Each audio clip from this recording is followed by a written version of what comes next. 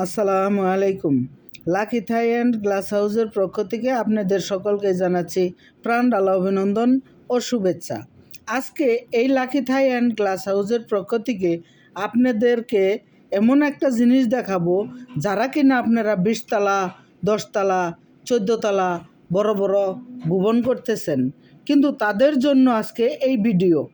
দেখেন, আপনি 10 তলা করেন আর 15 তলা বিল্ডিং করেন, এই ছাদের উপরে কি করণীয়, কি করা যায়।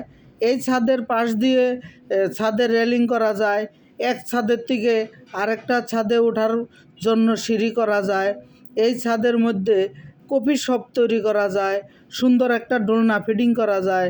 সব কিছু এক এক করে আজকে আপনাদেরকে দেখাবো যে এই ছাদের মধ্যে আমরা কি করে দিয়েছি।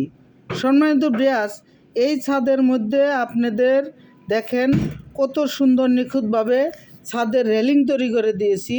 এই ছাদের থেকে নিচে আরেক ছাদে নামার জন্য দেখেন কত সুন্দর একটা সিঁড়ির রেলিং তৈরি করে দিয়েছি। দেখেন, আমি এখন নিচের ছাদে যে কফি শপ দেখাচ্ছি। দেখেন, এখানে 5 জন লোক অনায়াসে বসতে পারবেন খুব সিমেন্টের একটা ছাতার নিচে।